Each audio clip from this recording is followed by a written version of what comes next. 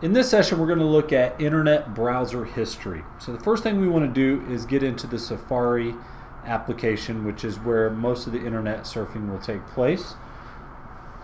Once we get into this application, the top left-hand corner, you'll see an icon that looks like a book.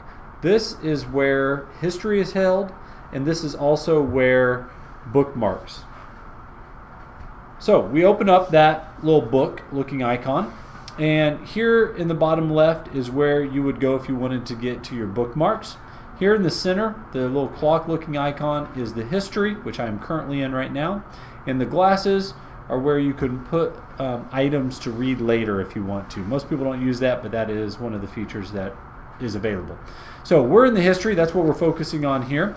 So the first thing we take a look at when we're in the history is anything out here in the open with a little book next to it is something that's been searched for today.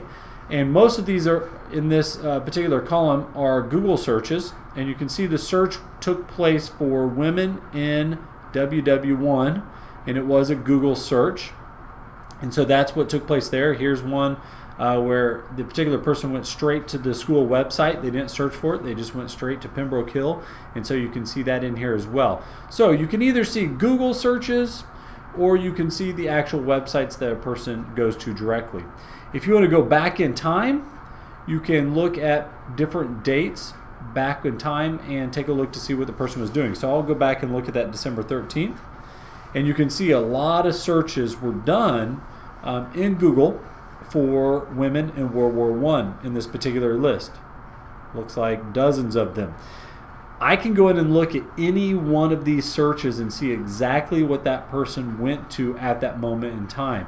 So most of these are the same. So I'm just going to choose one here and go ahead and tap on it and see what search that was done for. And I can see that the Google search was done, and then I can even go a step further and see the actual image that that person was looking at that moment in time. So we can check out the history. Go back into the history. One thing I will tell you is that the history can be cleared.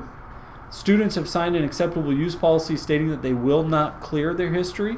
So you should be able to go in and look at any moment in time and see all of the searches that have been done on the particular iPad in the past week or so.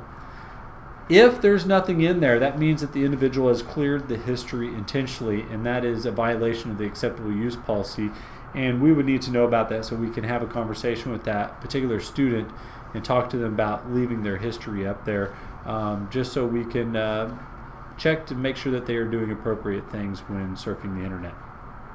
So that is how you go in, look at history, and manage history.